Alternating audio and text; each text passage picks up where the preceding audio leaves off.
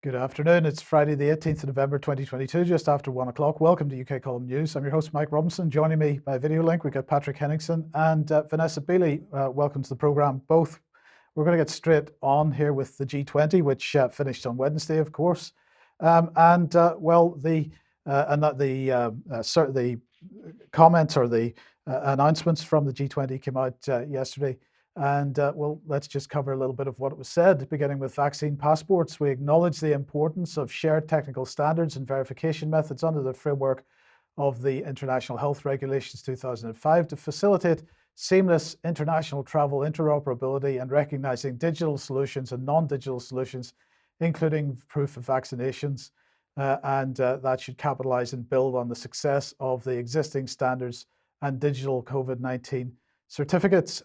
Just to remind everybody, of course, meanwhile in the UK, this is the latest guidance on using the NHS COVID Pass to demonstrate COVID-19 status if you're traveling abroad. So undoubtedly, this is at the forefront of the policy agenda that's come out of the G20.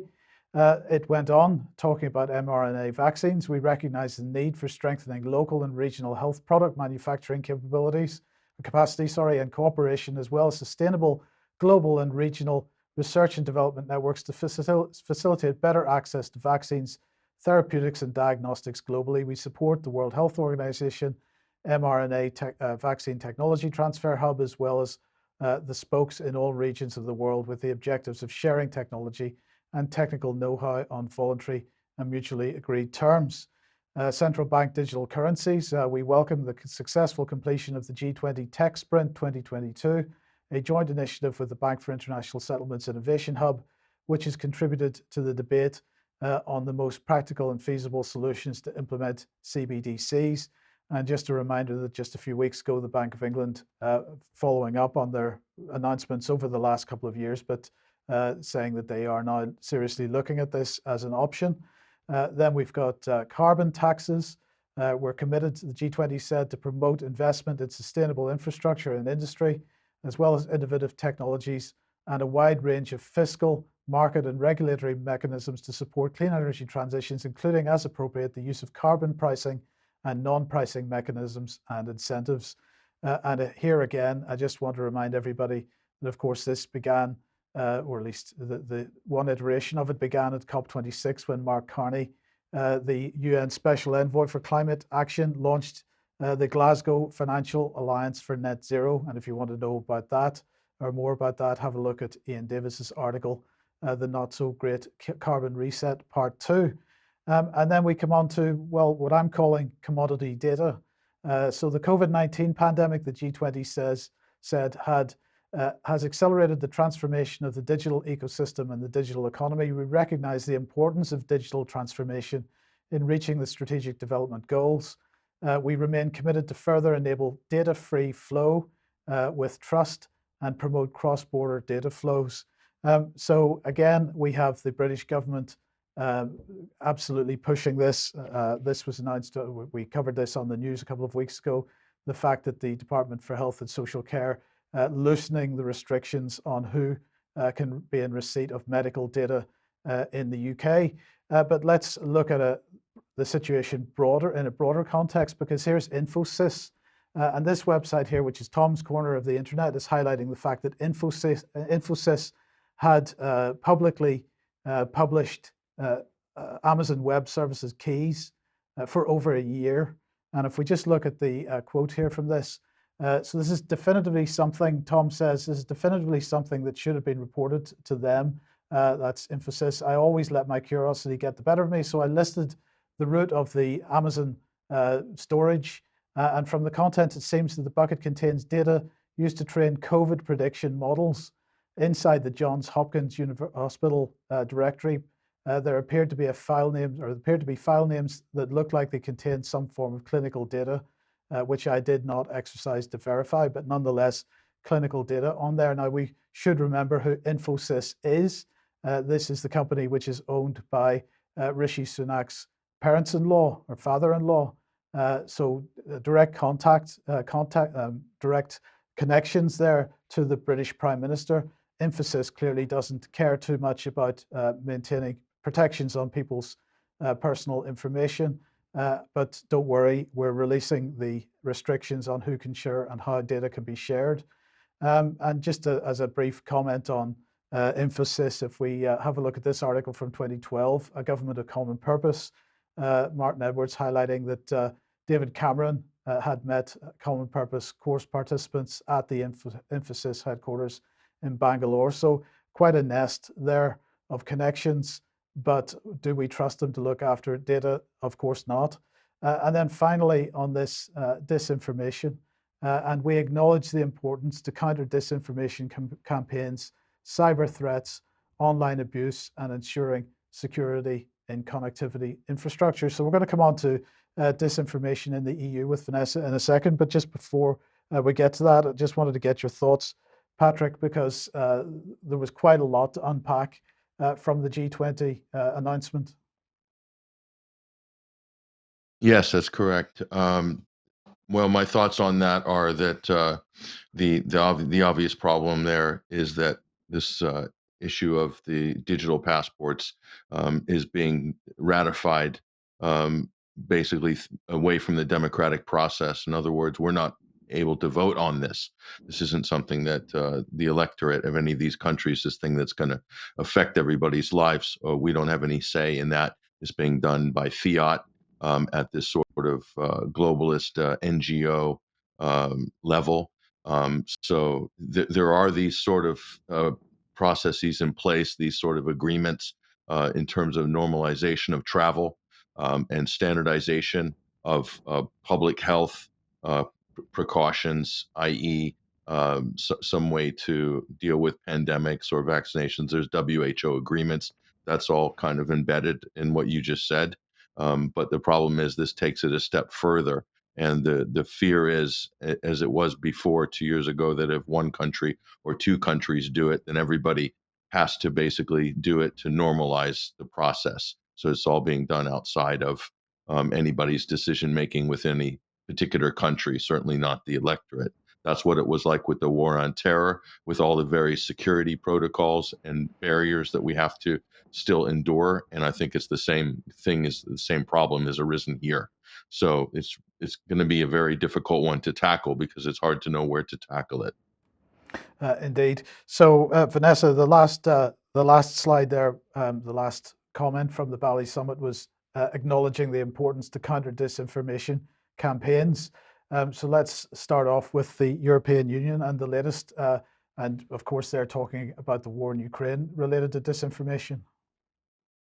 Yeah, I mean, basically, there was a recent, on the 11th of the 11th, actually, there was a recent, what they call it, session, two sessions, reference the war in Ukraine, lessons learned in countering information manipulation. There's new terminology for it there. Of course, I think it was a couple of months ago that we reported on UK Column that there had been a conference held that was overseen by the US State Department in Ukraine, Western Ukraine itself, effectively concluding that dissidents or people who were challenging the establishment narratives were to be known as either war criminals or information terrorists. And of course, this is the patterning that we're seeing across the board.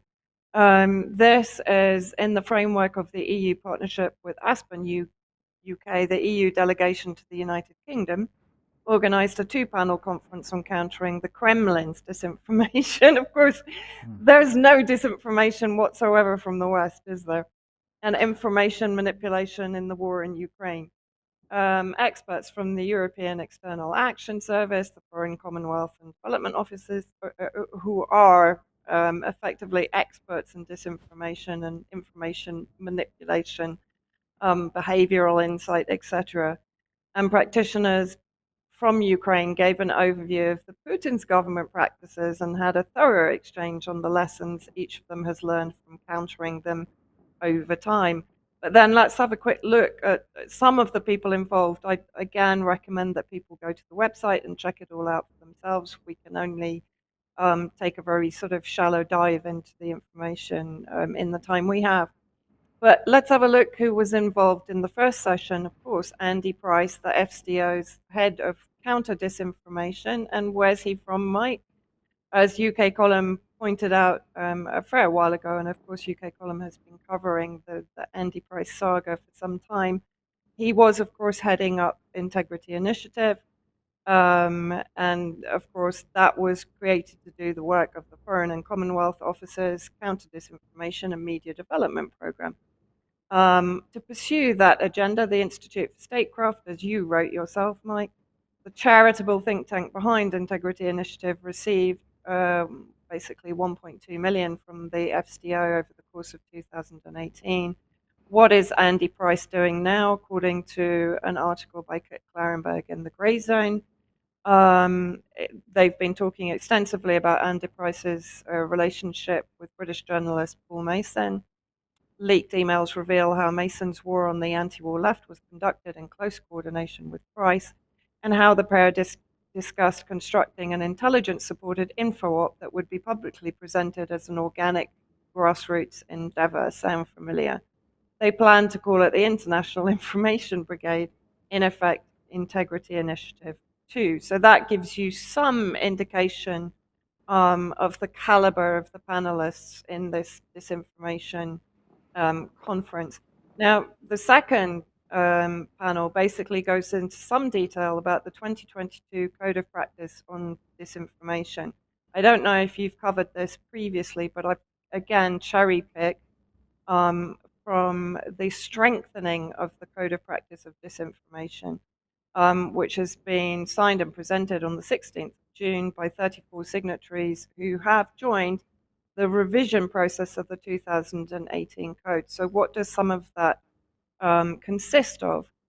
It contains 44 commitments, 128 specific measures in the following areas. And again, I've just sort of picked out the ones that are perhaps either most alarming or most relevant to the work we do. For example, demonetization, cutting financial incentives for purveyors of disinformation. Again, who determines that someone is purveying disinformation?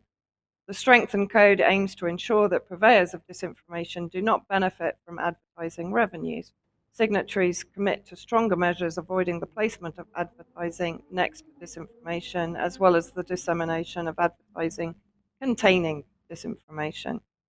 And then moving on again, empowering the fact-checking community. I'm sure everyone is now breathing a sigh of relief that the fact-checking community that so far has failed to identify any real facts whatsoever, either on COVID, Ukraine, or Syria. But the new code will extend fact-checking coverage across all EU member states and languages, and ensure that platforms will make more consistent use of fact-checking on their services. Moreover, the code works towards ensuring fair financial contributions for fact-checkers' work. So in other words, fact-checkers are going to be better paid than the actual disinformation providers or purveyors, and better access to fact-checkers to information facilitating their daily work. So what this effectively means, the censorship on all of our work is going to extend, and fact-checkers are going to be empowered further. Transparency Center and Task Force. The Transparency Center, accessible to all citizens, will allow for an easy overview of the implementation of the code's measures, providing transparency and regular updates of relevant data. The task force is composed of representatives of signatories, the European Regulators Group for Audiovisual Media Services, the European Digital Media Observatory, and the European External Action Service, and is chaired by the Commission.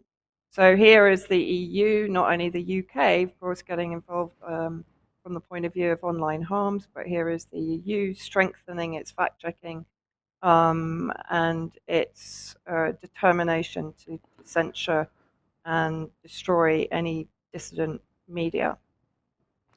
Yes, and well, look, the issue of disinformation and counter disinformation is something which began with the United Kingdom and their claim. Well, it effectively really started gaining traction with the exposure of the Integrity Initiative, and therefore the UK started pushing hard to call certain people purveyors of disinformation. But one of the other narratives that's been developing over the last 2 or 3 years in parallel is this idea that people who don't follow or who challenge the government narrative or the mainstream media narrative on anything are right-wing extremists. And this is something that we've seen developing in the UK again, beginning, and it's now heading into other countries. Now, we mentioned this briefly a couple of days ago, but let's get up to date on it with the issue of the Dutch government labeling so-called dissidents right-wing extremists. This is almost like the new anti-Semitism. Yeah, it is, and even beyond that, Mike, because actually in the actual documentation, they go as far as to call them, and this again is echoing the language used in Ukraine by the SBU, intelligence services, by the State Department, and so on. That those that are challenging state narratives become information terrorists and can be prosecuted as such, and that is effectively what we're seeing in the Netherlands, as reported by the Counter Signal. Dutch government labels dissidents right-wing extremists, as you said. But here, the Dutch government released a terrorist threat assessment this week, labeling people who protest COVID-19 or globalist environmental policies as right-wing extremists. A tweet by Sander 2021, the Dutch National Coordinator for Counterterrorism and Security, released a threat analysis report. Dutch civilians who mistrust their government, so even, mistrusting your government falls under this. And remember that BBC commissioned report by King's College London that I highlighted last week related to the Mariana Spring article attacking Richard D. Hall. Media and scientists are assigned as potential anti-government extremists. Translated citations of this report attached, and I'll put those up now. So it's translated from Dutch. So anti-government extremism, and he's highlighted the most important point here. In the Netherlands, a group of anti-government extremists is targeting from a fundamental mistrust, anger, and sense of injustice against the government and other institutions. I'm assuming that's a Google translation, hence it's not brilliant. And again, here, they focus from a fundamental mistrust, anger, and sense of injustice against the government, but also wider to other institutions. They resist the way in which politics, the legal system, the media, and the science are fulfilled. The radical undercurrent is not only in this mistrust, polls show that more than half of the Dutch have no confidence in the government, which is actually an even higher figure shown than the one shown by King's College London in the UK. But then the article finishes up, the Dutch anti-terrorism branch also labeled people who protest globalist policies pushed by the World Economic Forum as extremists and conspiracy theorists. Some of them embrace conspiracy theories. Conspiracy theories detract from public trust in the institutions of the democratic rule of law. How democratic is it to shut down completely on freedom of speech? As you pointed out, Mike, the UK, through its legislation and its various bills, is becoming closer to a Nazi type of government than a democratic one. The spread and normalization of such theories can give rise to the commission of extremist and even terrorist acts. So here we come.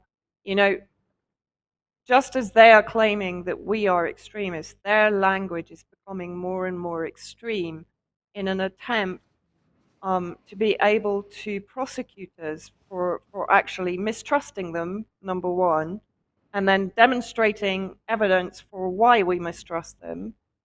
And this eventually will incapacitate our ability to question our government. And you've been seeing that for some time with the government responses to the FOIs. Yes, indeed, indeed. Well, look, thank you for that. Now let's move on to Twitter. Patrick, of course, Twitter being one of the main social media platforms at the heart of this whole disinformation debate and the freedom of speech debate. And since Elon Musk took over, many people on the, shall we say, the left side of politics are very concerned about what the implications are for the control of narratives and so on. But in the meantime, Elon Musk is trying to get Twitter back on track. Sure, sure. It's more like a purge that's going on at Twitter. Is Elon Musk, the new owner, is private owner now. It's trying to make it profitable. It's trying to shape up the company so it's actually making money. So it's going to have to do a number of things, including possibly lay off, thousands of staff and rethink how the whole company is constructed, is working. So he's laid down an ultimatum here. Basically, anybody who's not prepared to come in the office and work really hard or extremely hardcore, as he puts it, you're sacked basically. So there's talk of the employees saying they want to unionize. There's all sorts of chatter on social media, but at the end of the day, I don't think that's going to go very far.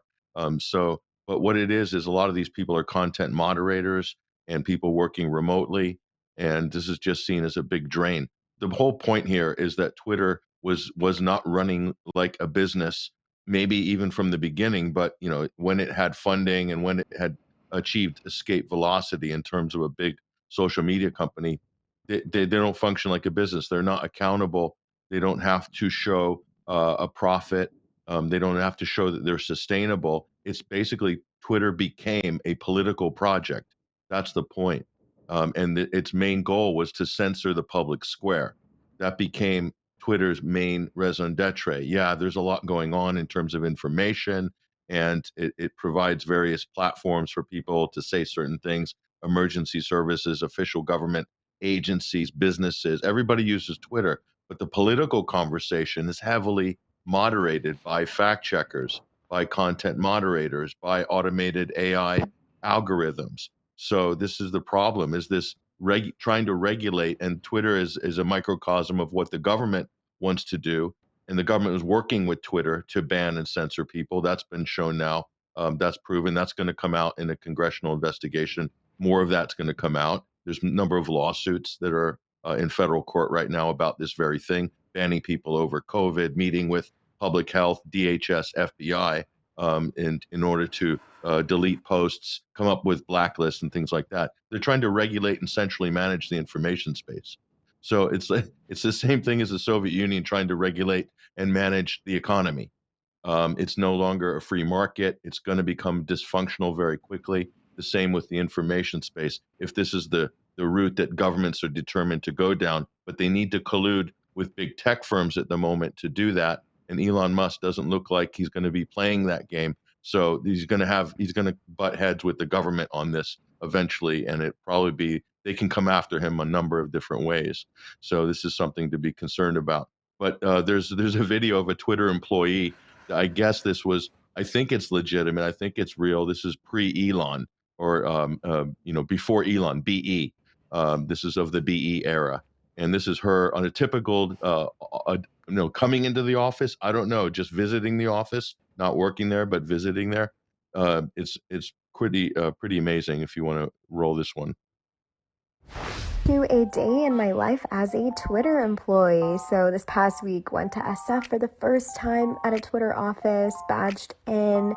Honestly, took a moment to just soak everything in. What a blessing. Also started my morning off with an iced matcha from the perch. Then I had a meeting, so quickly scheduled one of these little pod rooms, which were so cool. They're literally noise canceling. Took my meeting, got ready for lunch. Look how delicious this food looks. Oh my goodness, I was so overwhelmed. Then made my way down to this log cabin area. I don't know what this is, but it was really cool. Played some foosball with my friends to kind of unwind a bit. Also found this really cool meditation room that I thought was super neat. I didn't do any yoga, but they have this yoga room if you are a yogi, so also thought that was really cool.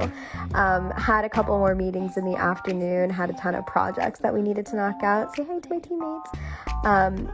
Went to the library to kind of get some more work done. Obviously had to have our afternoon coffee, so made some espresso.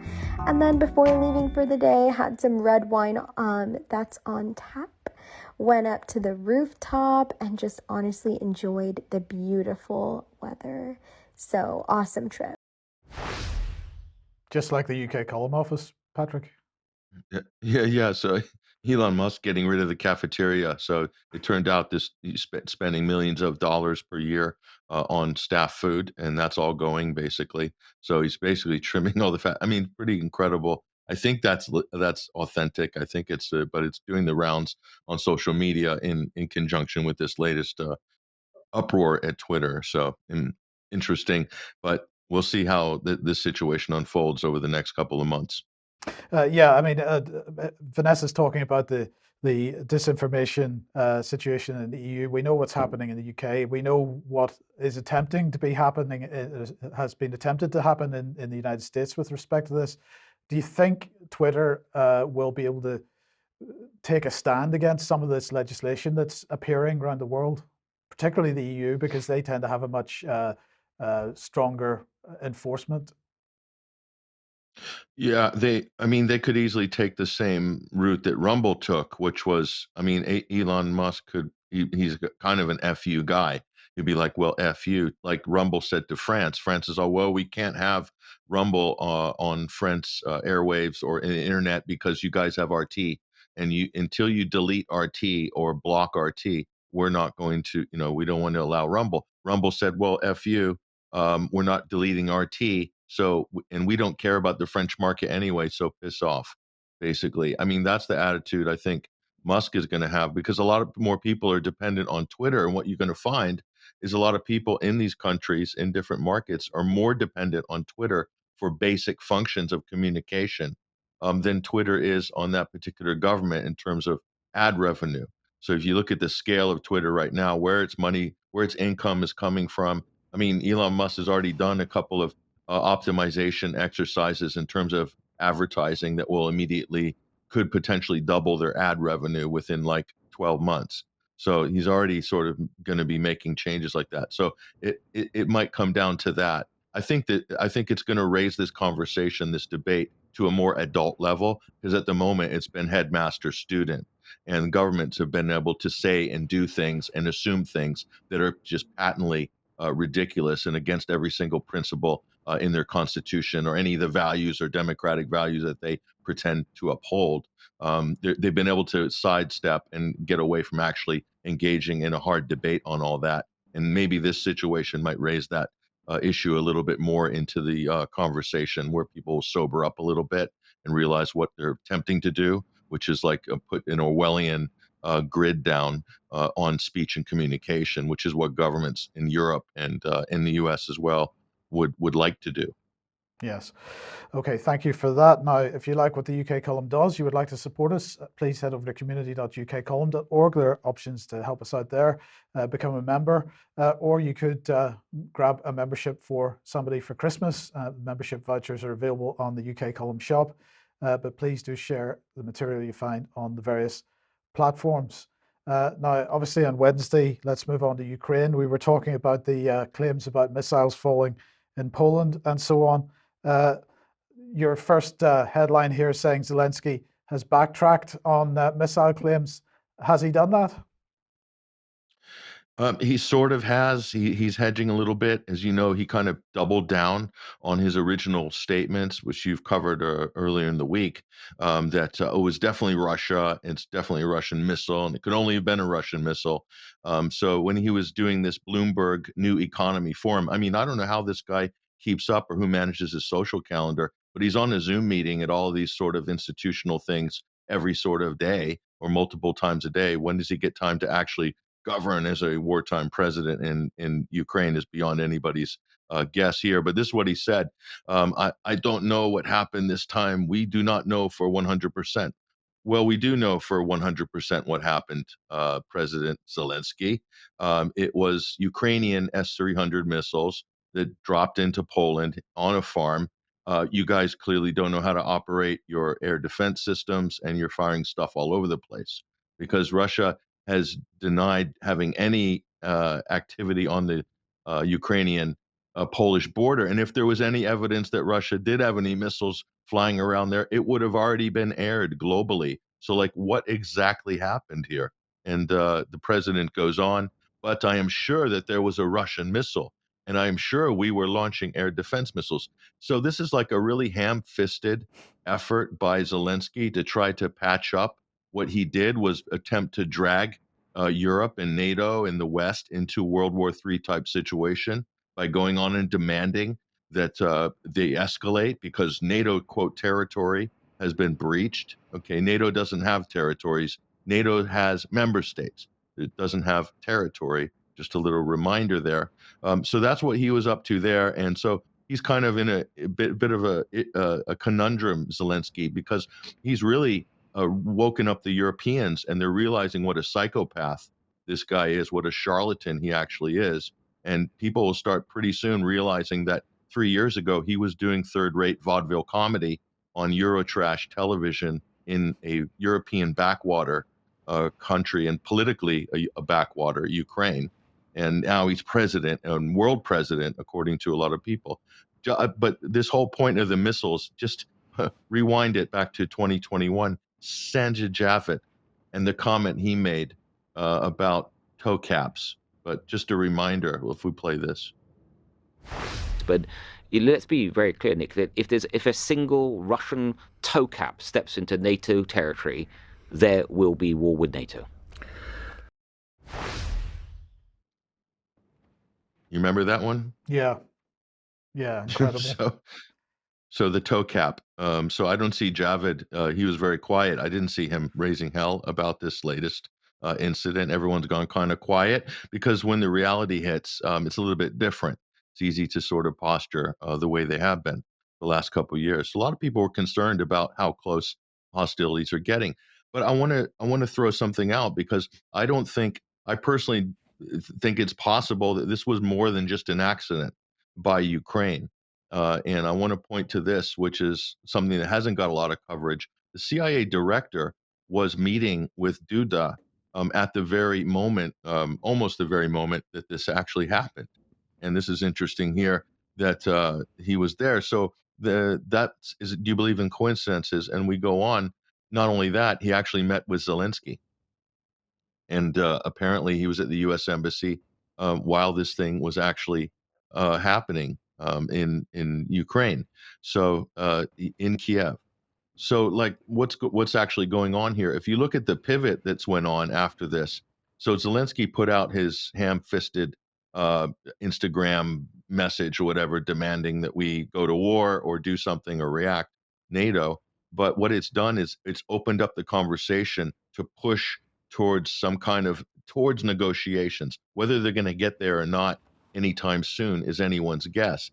But it's provided a environment where they can pivot away from the previous position, which is indefinite arming and backing a proxy war. And notice that this all happened after the U.S. midterm elections. So I'm going to say there's more than a coincidence here. This could have also been to nudge. Who knows who was behind and how this was executed, this whole scenario, but whether it was just an accident or whether this was kind of a more than an accident to advance certain things down the road to make it politically feasible, even at the expense of the comedian in Kiev. And so here's Zelensky at the G20. Let's just rewind a couple of days. And this was it's incredible. The things that he's getting away with saying is pretty unbelievable. But listen closely to what he's saying here. It is like, for example, D-Day, the landing of the Allies in Normandy. It was not yet a final point in the fight against evil, but it already determined the entire further course of events. If the victory will be ours in any case, and we are sure of it, then shouldn't we try to implement our formula for peace to save thousands of lives and protect the world from further destabilization? So he's comparing Kherson City, Ukrainian forces retaking Kherson City or Russia withdrawing. He's comparing that to D-Day.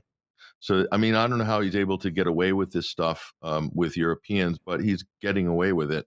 I might add, it's kind of terribly ironic that Ukraine is responsible for the first strike on, quote, NATO territory since Russian operations began. That's kind of interesting and funny on a certain level.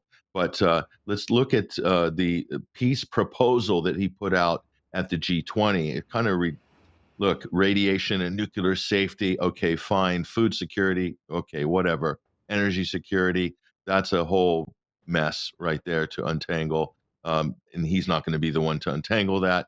Release of prisoners and deportees, okay, fine. Implementation of the UN Charter, depending on which way you look at the UN Charter. Obviously, he's talking about the aggression principles in the UN Charter. Russia's talking about people in the Donbass and other regions. They're talking about self-determination in the UN Charter. We've gone over that before. Withdrawal of Russian troops and cessation of hostilities. He's not in a position, no one's in a position to demand that. And quite frankly, it's just impossible. They're talking about Crimea being repatriated, the Donbass. It's not going to, it's a non-starter, not going to happen. Justice. So this is kind of a virtue signaling requirement here by Zelensky. He's still riding high, believes that people believe what he is saying. Ecocide and the protection of the environment. That's just, I don't know, forget it. We'll pass on that. Prevention of escalation, confirmation of the end of the war. So he's living in a kind of they're living in a postmodernist kind of bubble there, and it's not going to happen. It's just not going to happen. So I'm going to say this is DOA, dead on arrival. Zelensky's peace proposal is DOA. So here is what he wants to do, and is calling this a mockery. Basically, Zelensky wants to do a public peace negotiations. Basically, he wants to make it a TV show. And Zelensky said he would like to have negotiations with Russia in a public format, aka a TV show, rather than behind closed doors, the way diplomats normally do things. So Russia, of course, expectedly is not having this, and this is what they're saying. Kiev's new idea of a public negotiation, which is an attempt to turn diplomacy in a TV show, proves the unseriousness of its intentions. So they're making these peace demands or proposals that are going to be rejected, and then they'll turn around and say, the way the Israelis normally do with the Palestinians, is we offered you a good deal and you rejected it, so you don't want peace, basically. And Dmitry Peskov goes on, Kremlin spokesperson, said on Thursday that the notion of public negotiations, quote unquote, doesn't exist.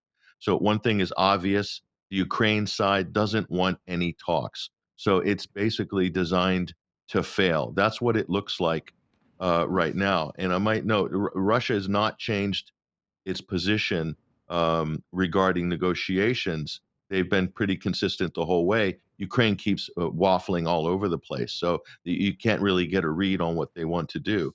So it's hard to establish the preconditions for a peace process when you have these two different things going on. And the United States hasn't intervened and told Zelensky to shut up and sort of grow up and bring in some adults to start the process. They're just letting him freestyle. And you can see it's just a joke. So he's pandering to the Western public and the types of people that sign petitions on Evaz and globalist types and parliamentarians in the West who don't actually know what's going on there anyway, and just platitudes, virtue signaling. That's basically the game plan. So Mark Rutte, the Dutch prime minister, one of these globalist cheerleaders, arguably. And so he did this phone call with Zelensky. And after he managed to pocket $100 million in, quote, help or aid. But this is the theater that has become the norm. Watch this staged scene here. Yes, good to speak to you again, Volodymyr. I hope you're safe. I hope you're doing okay. I'm safe. Thank you so much. God bless us. Thank you for possibility to speak with you. How are you? I'm fine, but I can tell you we are following the situation very closely. I've seen, and the whole world has seen, the ongoing Russian aggression against your country, and especially now these days on civilian targets. On electricity and on water supplies. It is truly horrific, and I want to use this opportunity again to tell you that the Netherlands will continue to support Ukraine. We stand by your side during the coming winter, particularly, of course, but also after coming winter, for as long as it takes. And we will discuss many things in this call, but let me start by saying I want to thank you again for your leadership.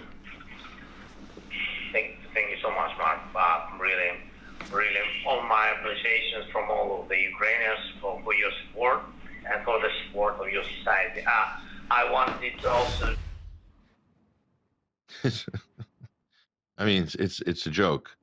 It's theater. So Zelensky lives in this theater world, and all the politicians that step into his theater world are in this same sort of skit, this pantomime. So here's Rishi and Justin at the G20, and it's good to see that the new prime minister has found a friend in Canada, and they seem to be birds of a feather.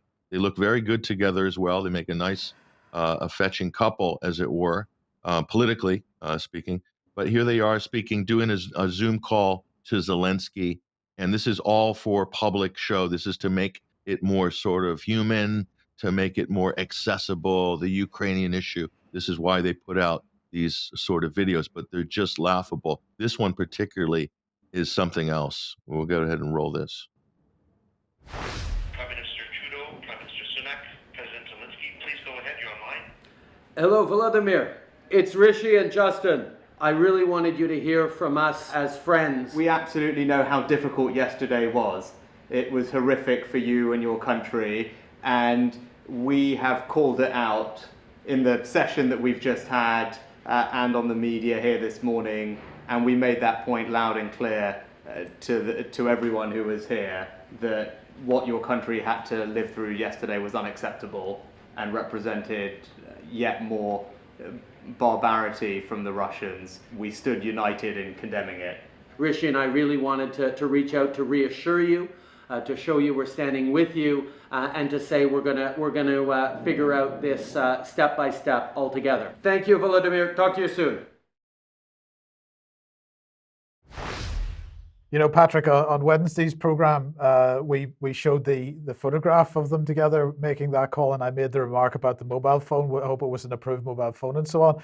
But actually, the comedy value of that only comes across in the video, which unfortunately hadn't been released in time for Wednesday's program. So that was just spectacular.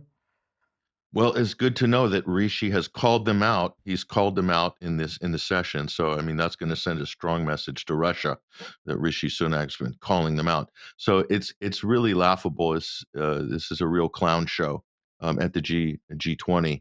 But and just Justin Trudeau has a penchant for fancy dress. Everybody knows that. So here they are in the sort of the after event, and notice they're with the two heads of state, apparently, with another head of state, Klaus Schwab, who's mingling and treated as a head of state at the G20, but they're all wearing their matching Indonesian-themed kind of seasonal shirts there, looking great. You can do the caption. You imagine what joke Rishi Sunak is telling here. But caption contest for UK column viewers, if you want to put that in the chat box, insert your caption here. So who knows? He's probably telling them which stocks he's going to short in the next market crash. Nobody knows for sure. Those are two people with no mandate, by the way. Justin Trudeau got a very poor result in the election, stitched together a coalition. Rishi Sunak is not elected. He's the latest appointed prime minister in the UK. So it's just bear that in mind. So we move on to there's the three amigos. So here's Klaus Schwab, and it's very important. He was given one of the keynote addresses at the G20. And I don't know if you played this before. It's a very brief statement by Schwab, but he basically lays out his frustration in the slow walking of the Great Reset agenda and what needs to happen to make it real. But go ahead if you want to roll this. Yep, go ahead. But actually, what we have to confront is a deep, systemic, and structural restructuring of our world. And this will take some time. And the world will look differently after we have gone through this transition process. Politically, the driving forces for this political transformation, of course, is the transition into a multipolar world, which has a tendency to make our world much more fragmented. And for these reasons, events like this one the G20, and so on, are the very important connectors to avoid a too great segmentation, I would say, blocization instead of globalization of our world. Yeah. You can hear the frustration. He said this is going to take longer. This restructuring, this reformatting of global economy, global society, of global governance is going to take longer than we expected. This agenda, this great reset, this restructuring, as he calls it. So he's already sort of pushing it back. And so if we have it, let's say a change of leadership in the U.S. or a couple of other key countries, that could also delay and push that back even further in the next year or two. So this is where we're at right now on this. I don't know what your takeaway would be from that statement, Mike, but what are your impressions on what Schwab just said? I think my impressions on what he just said, but also what we're seeing from other so-called leaders is a sense of frustration and desperation at the timescales not that they had in mind not being met. And I think what we've been already talking about on disinformation is one of the things that they're most concerned about, because that's one of the things that's delaying their moving along their perceived timescale. But Vanessa, you had some thoughts on this. Well, no, actually, not really. I just wanted to point out that Rishi Sunak in that shirt looks very like Ben Stiller. Okay, righty ho. Well, look, let's move on then with Ukraine, Vanessa. Yeah, I mean, basically, I wanted to just put forward some ideas for analysts to follow whenever these events sort of come to prominence, like Kherson, like the Russian stroke Ukrainian missile. Incredible reporting, by the way, by Western media. I mean, AP, the Telegraph immediately jumped on it, Russian missile in Polish territory, and then flip-flopped about 12 hours later. But just appalling Goebbels-esque media coverage from Western media. And the first recommendation I want to make is he's a Russian military analyst based in the US.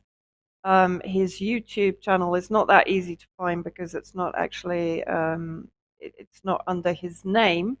It's under Smoothie X12. His name is Andrei Martyanov. And in fact, I recommend watching his latest offering, which is Goebbels' Factory in Media War Crimes, which again talks in some detail about the life of Goebbels, and then basically demonstrates how many of the kind of media directors in the West have a huge number of similarities to both Goebbels and Goebbels' tactics in producing the so-called news, particularly on the Ukraine project. He has penned a couple of books, one which I recommend, Disintegration, Indicators of the Coming American Collapse, which I think was written a couple of years ago. And then The Real Revolution in Military Affairs, which has had glowing reviews from Pepe Escobar, Paul Craig Roberts, Moon of Alabama, The Saker, and Unz Review. So I haven't read that one yet, but it seems worth looking at. Just an idea. Sorry, the old dog is next to me, and he's in a bit of pain today if you hear him squeaking. Now, he also has a blog, smoothiex12.blogspot.com, and he wrote, I think it's on November the 15th, so a no-brainer really. Kherson increasingly begins to look like a trap for the Ukrainian army. You know, supplies don't arrive, electricity is off, and things of this nature. And then he cites from an RT article, I believe, Russia has targeted Ukrainian energy infrastructure in a massive missile strike, and we certainly have been seeing that over the last few days, that Ukraine is effectively being plunged into darkness. So he then says, make your own conclusions on the desirability of a false flag, referring, of course, to Zelensky's claim that Russia had launched missiles into Polish territory. NATO needs to act, quoting again from RT, Ukrainian President Volodymyr Zelensky said on Tuesday, et cetera, as I've just said. And then he himself says, right, because NATO is winning dramatically, wink, wink. He has a great sense of humor, which is why I would also recommend people following him, both his YouTube channel and his blogspot. But interesting that he's now saying Kherson is looking like a trap for the Ukrainian army. Referring to also what Patrick mentioned, that this was reported in the Express, but it's been carried across a number of mainstream media outlets. NATO row breaks out as Zelensky savage for destructive lies over Poland missile. This is very strong language that we're seeing coming out. And I would also mention the meeting between William Burns, the director of the CIA, and of course his counterpart in Russian intelligence in Turkey, the day before the attack. So very interesting that the attack came after this meeting. So one has to wonder what exactly was on the table during this meeting between effectively CIA and Russian intelligence. So basically it says Zelensky would not budge on the issue, insisting that a report he received from the incident left him certain that it was not our missile or our missile strike. His statements have reportedly irked at least one Kiev-based diplomat from a NATO country who told the Financial Times, this is getting ridiculous, as Patrick reported, the Ukrainians are destroying our confidence in them. Nobody is blaming Ukraine, and they are openly lying. This is more destructive than the missile. Very, very strong words there. Now, another person that I recommend, who's also now got his own YouTube channel, Colonel Douglas McGregor, PhD in international relations, President Donald Trump's nominee for U.S. Ambassador to Germany, and former senior advisor to the U.S. Secretary of Defense. He co-commanded the 91 Battle of Easting 73 in Iraq, the largest last armored battle of the 20th century, authored 5 books addressing the issue of an effective modern army. Been a regular commentator for Fox News, but don't dismiss him as a right-wing commentator. And this was a recent interview that he gave actually to a Polish journalist. Mike, if you just want to play a 2-minute clip from that. Beginning sometime over the next 2, 3, 4, 5, 6, 8 weeks, whenever the ground freezes completely and the Russians judge their force to be ready, and they will move in and they will finish off this Ukrainian state. Let's not kid ourselves. The regime in Kiev is likely to be annihilated along with the remainder of its armed forces, which over time have become more and more radicalized to the point where now these so-called Azov Nazis and their supporters are not only murdering Russians, they're murdering their own people. And as we saw recently, they actually set out to kill Polish troops that were serving in Ukrainian uniform in Ukraine. This thing is gone badly. The Russians have been running out of munitions, I guess, from day one, according to the propaganda, and the Ukrainians are still on their victory march. Well, that's all nonsense. The Russians are now fully mobilizing to complete this task. The biggest mistake we could make in the West is to involve ourselves. We've done enough damage. And I think what we're going to see is exactly what I described, the total destruction of this rump Ukrainian state. Now, what happens afterwards? I don't know. I'm quite confident the Russians do not want to remain in Western Ukraine. That is the Ukrainian heartland. That's where the real Ukrainians live. Russians aren't interested in that. The Russians will likely withdraw to the Dnieper River. But as far as Kherson is concerned, Kherson is part of this thing called Novorossiya, which was always Russian. Odessa was founded by Russians, although you could give some credit to Germans, who were certainly in service to Catherine the Great, who had a role in building a lot of these cities, along with some Englishmen, Scots, and Dutch, let's be frank. But the bottom line is it was always Russian. It was never, quote unquote, Ukrainian. The Ukrainian heartland is further north above the Black Sea. The Russians are going to recapture Kherson, and the Russians are going to retake Kharkov. These are historically Russian cities. But the Russians are not interested in the rest of it. I just hope that the Ukrainians allow for some sort of emergence of a new government with a new, fresh attitude so that we. interesting that the common theme between all of the analysts that I'm looking at, so McGregor, Andrei Martynov, and the final one that I would recommend, Big Surge at Substack.com, Big Surge Thoughts, who's relatively new, but excellent analysis. And what is also interesting, he, in his article entitled Sorovikin's Difficult Choice, also talks about Kherson. So he goes through the possibilities of what the Kherson withdrawal was about. So he mentions the Ukrainian army as these are the potential reasons for the withdrawal. The Ukrainian army has defeated the Russian army on the West Bank and driven it back across the river. Russia is setting a trap in Kherson. A secret peace agreement for at least ceasefire has been negotiated, which includes giving Kherson back to Ukraine. And Russia has made a politically embarrassing but military prudent operational choice.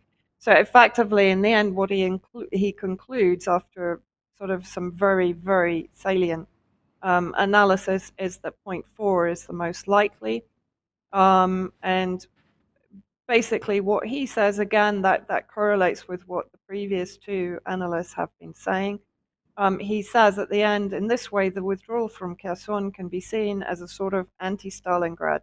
In other words, preventing the isolation and siege of Russian military in Kherson with the winter approaching, and also threats from the Ukrainian army of flooding the entire area. And I can't remember the name of the dam again. I have to check that.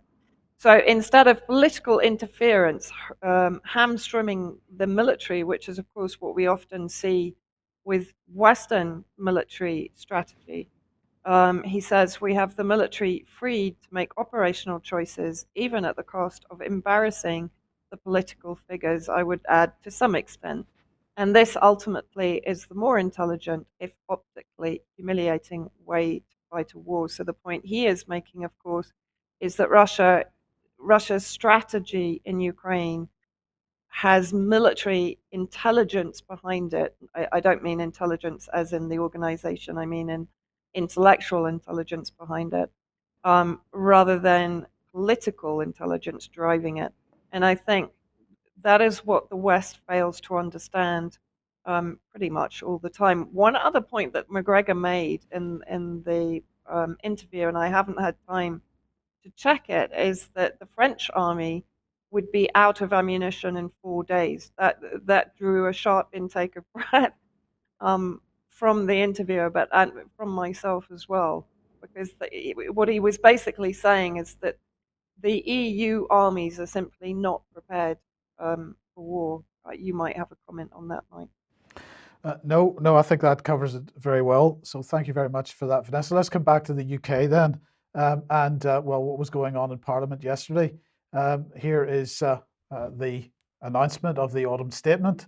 I'm not going to go into any massive detail on this. It's been widely covered on many sources, and no need to do that. But there is the wonderful man himself giving his autumn statement yesterday.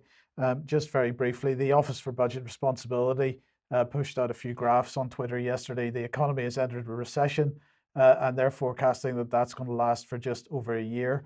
We'll see how good that forecast is, of course. High inflation, they say, results in falling living standards in 2022, 2023, and 2023, 2024, despite significant fiscal support. So the government's spending money, but we'll still see a 7% fall in living standards over the next 2 years. And then they're saying that CPI inflation peaks at a 40-year high, but lower than it would have been without the government's energy price guarantee. And well, if that doesn't show the complete nonsense of the CPI inflation figures, then it should do. Let's just remind ourselves what Liz Truss's idea for the energy price cap. These figures are estimates for what the actual cost of energy is likely to be for the average household in 2023, the ones in red. And if you remember, Liz Truss was suggesting that the government would pay everything to the right-hand side of that blue line. So the government would cover the costs, meaning that the average household would only pay annually £2,500 in energy costs. Well, yesterday the announcement was that £2,500 cap would rise to 3,000 after April, which basically means that from April forwards, the government still has to cover everything that's on the right-hand side of that line. So hardly going to make very much difference in terms of the long-term inflationary effects on this. But anyway, looking at the government's cost of living support fact sheet, I just wanted to mention the examples they give at the bottom of this. They're talking about a single adult working full-time on the national living wage and not receiving means-tested benefits, but the government provides them with all kinds of stuff. A low-income couple with 2 children receiving all kinds of stuff from the government. A middle-income couple receiving all kinds of stuff from the government, and so on. And so what that it struck me very strongly, Patrick, that with so much dependence on the state in this situation, this is a dream come true for them, because dependence on the state comes with obligations. Yeah, yeah, a lot of strings attached. A lot of strings attached. So it's pushing more people towards UBI, and they're going to be offering, for instance, UBI for people who are working. In some cases, I think that's already that push is already underway. So people who are already working, or maybe they're not earning enough, they're going to be eligible for UBI. So the British economy is still well below where it was pre-pandemic, quote pandemic, COVID. So they've had all of this time to try to make moves and enact policies that are going to help economic stability and growth, but they're not dealing with the root causes. And unfortunately, most of the root causes are from government policy themselves. And again, back to the square one, which we said previously, Mike, that this solution that you can just keep paying people, keep sending out vouchers, keep writing out checks, which seems to be the Sunak Hunt game plan to tackle the economic crisis, is going to exacerbate the economic crisis, and it's going to keep fueling inflation. Don't see any meaningful reversal of course or pivots on green energy policy, on Russian sanctions, and of course on quantitative easing or printing of money. So until you see some meaningful pivots and reversals on those 3 areas, particularly, the markets and the money markets and the energy markets are going to do what they're going to do, which is it's going to get progressively worse, and we're going to go further into a stagflationary cycle. Yes, but people got a quick preview of the next one, but no solutions in the cryptocurrency markets, because the contagion spreads from the FTX collapse. Yeah, so this scandal is much bigger than what we previously thought earlier in the week, and it goes a lot deeper. I'm just going to quickly show you how deep it goes. So FTX, they're trying to basically coax Sam Bankman-Fried out of the Bahamas, or he's going to have to face the music eventually on this, because there's a lot of angry people. But so he basically transferred assets to the Bahamian government in their custody after bankruptcy. I mean, there's some crazy stuff going on, but you have to remember this guy had developed incredible business and social networks, and the clout that he had has allowed him to do things that a lot of people just assumed were okay, who were working with him, because he had the backing, and he had some very big heavyweight people in government in Washington, particularly in his corner, and institutions that don't want to lose their money. And of course, he's got major institutional investors like BlackRock, Sequoia, SoftBank, who put in, I don't know, they raised something like $2 billion in venture capital. You've got investors in there. It's like a who's who. Remember MF Global, the collapse of MF Global 10 years ago or so. That was a list, who's who of people who, it's all the same people, by the way, who jumped into MF Global. And because it was a sure thing, you can make a massive return. Bernie Madoff, same thing. Here we go. This is the latest. So just to give you the sort of good summary here, FTX story. This is Madison Cawthorn, unfortunately lost his House seat recently, but for an entire year, Democratic lawmakers have stood on the House floor demanding taxpayer money for Ukraine. The whole time Ukraine was funneling those tax dollars into FTX, this cryptocurrency behemoth. who in turn donated them back to Democratic lawmakers. This is, quote, blue washing, says Madison Cawthorn and Kim.com. The FTX thief stole $1 billion from his customers and donated $100 million to the Democrats, 10% for the big guy, i.e. Joe Biden. They actually took a lot more from their customers than $1 billion. It's probably more towards $10 billion, truth be known, by the end of it. But let's just look at how this network is constructed, and you'll see where this is going. I'm going to say this looks like a controlled demolition of the cryptocurrency space, but not the cryptocurrency space itself. It's going to continue to exist, but how it's viewed in the public in terms of whether it has to be or can be regulated or not. And so this is a controlled demolition, and look at how deep this rabbit hole goes. That's their sister company, Alameda Research. This is where Sam Bankman-Fried transferred $10 billion in customer deposits and used it to make trades or something along those lines. And so that's technically illegal. Sam Bankman-Fried, there he is, the genius, the wonderkind, who had the great and the good in his corner. And there's his supposed girlfriend, Caroline Ellison, who had no experience really to be running an operation of this size, but she's a very interesting person and she's connected, as you will see. And here's another key person that's connected to FTX, Gary Gensler. He's none other than the chair of the Security and Exchange Commission. That is the top regulatory man in the United States. So he was working together with Sam on the Commodities Future Trading Commission. So they were working to craft policy regarding crypto. So you can see how incestuous this goes. So he was right there, step by step, with all of these people. Who's apparently going to be given a lot more power in the coming months with the Biden administration to regulate crypto. So the timing of this is just uncanny, and I'm going to say not a coincidence.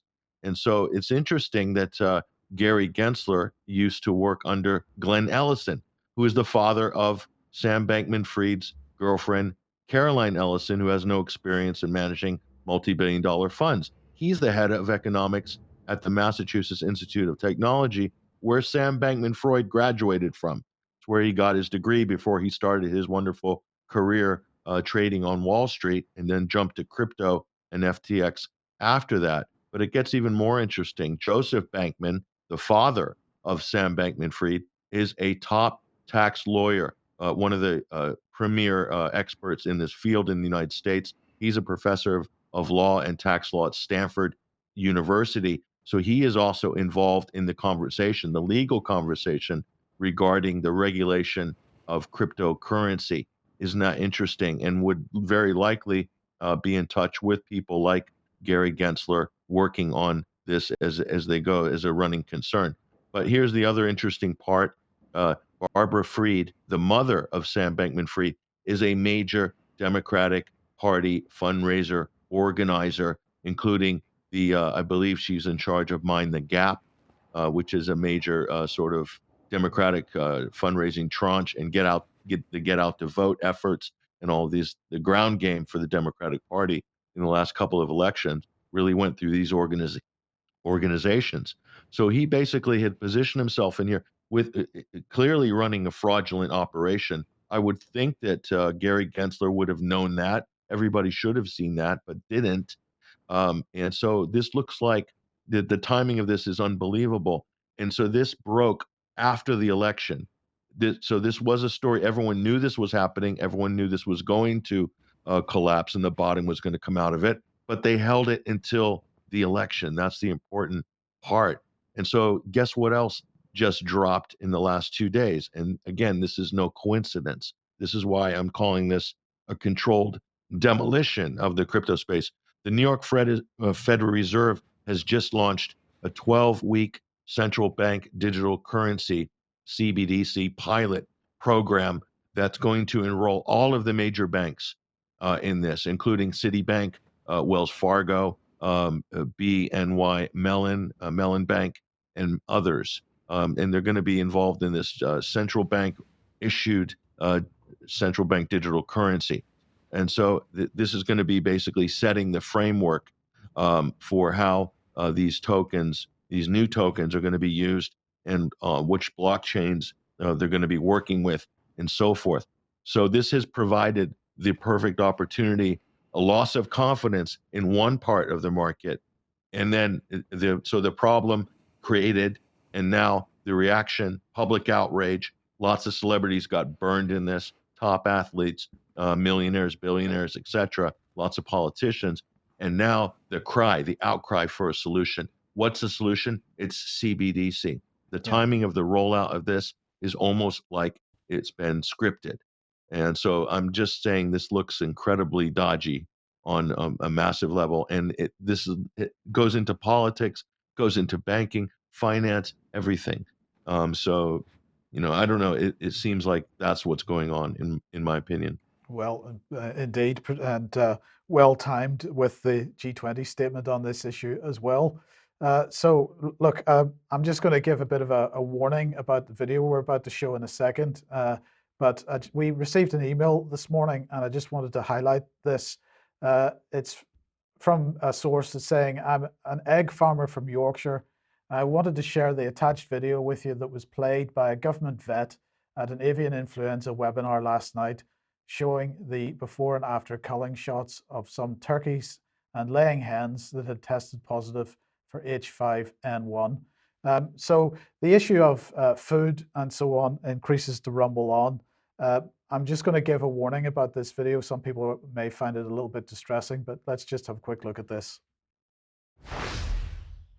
To give you an idea of what is happening in a farm, basically I put a couple of videos here.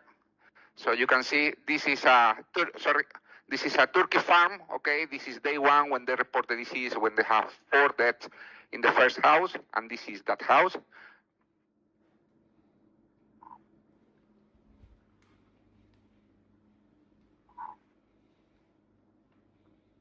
They look healthy, don't they? As you can see, the birds are happy, moving, everything is fantastic. You can see the noise that they made. And this is 4 days later. The same house. And they're all dead.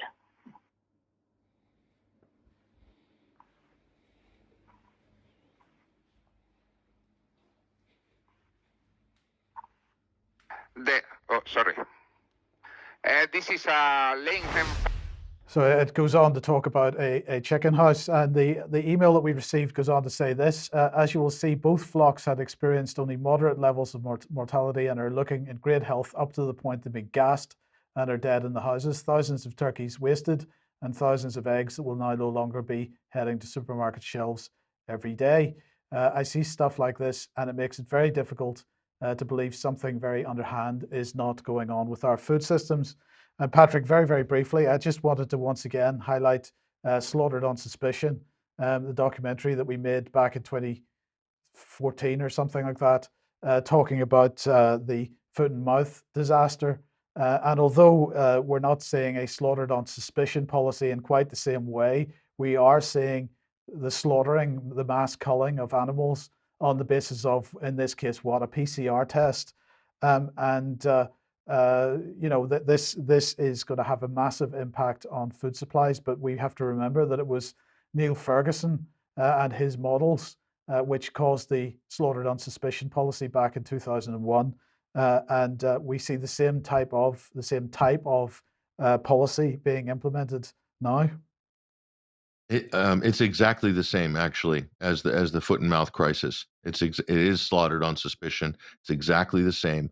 There's this thought that there's avian flu going around, and it's important to ask the question: what is avian flu? If a bird caught bird flu, would they die from bird flu? Any bird?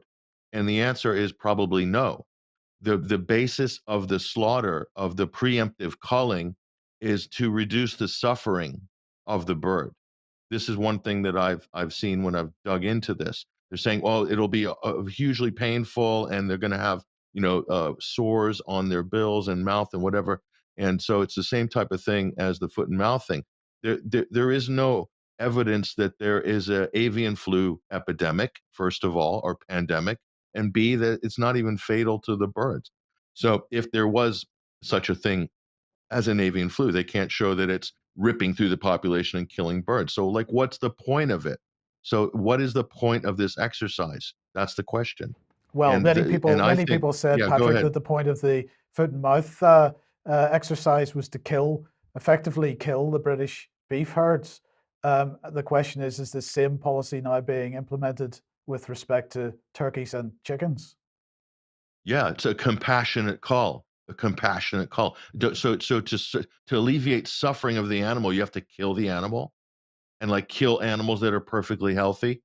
So they're using the same methodology they use with COVID, with humans, with mandatory vaccinations. It's all the same sort of program. It's the same type of mindset, framework, and protocol. So the only difference is it's happening in different sectors. So the whole thing is completely fraudulent, in my opinion. And there is no, I have yet to see any evidence of a biological sample of avian flu in any of these birds. So Yeah. that's my personal view on it, but it's open for debate as far as I'm concerned. Yes. Okay. Right. Thank you for that. Now let's just quickly finish off then with the U.S. Midterms. Well, the aftermath of the midterms. So here it is. Guess what? Yeah, he's done it. Trump has announced he is running in 2024. So this is the big announcement. And I was a lot of people were impressed. Trump didn't go down any rabbit holes. He was calm, confident, and concise. I was like, where was this Trump in 2020? So no sniping, no talk much about the elections in 2020. Just stuck on policies.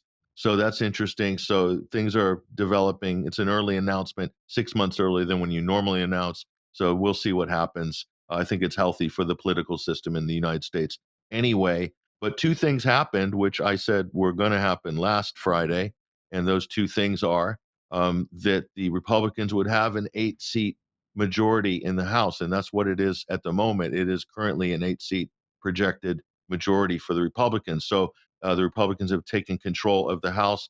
The other thing I mentioned is when the Republicans do take control of the House, what are they going to do? What are the first things they're going to do? One of them is mount investigations. And of course, the first one, as we mentioned last week, will be the Biden family. And sure enough, this is what they've done. So this is the first big foray, the major opening salvo for the Republican controlled House, major investigation into Joe Biden himself and the Biden family. It's not specifically into Hunter Biden. You'll see that reported in media. That's not exactly the case. It is the Biden family, President Biden. That's the main focus. So that's going to be interesting. That's going to be painful. And they have a lot of lawyers and a lot of people on the committees that are going to be doing this. So they have specialists to cover different countries. So Jim Jordan and James Comer are the ones heading this, fronting this particular effort. So this is where all the I think action is going to be in the run-up. There might be other investigations. We'll see. So that remains again to be seen. So those two things have been happening, and all of the bad news has been they've waited to release it till after the election. There's just a whole litany of things that were meant to be sandbagged. One of them is Mar-a-Lago raiding Trump's house. Now the FBI, DOJ saying, well, there's nothing really there. So basically, they're starting to walk that back now. So that was a political stunt back in August designed to weaken the Republicans and try to weaken Trump and ward him off of running for president or announcing early.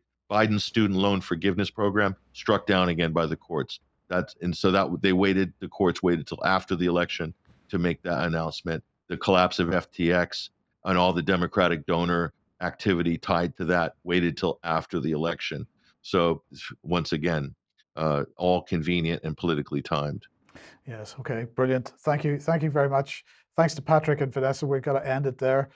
We will be back in a few minutes for some extra if you're on the main UK column live stream. But otherwise, thanks for joining us. We will be back at 1 p.m. as usual on Monday. Have a great weekend, and we'll see you then. Bye-bye.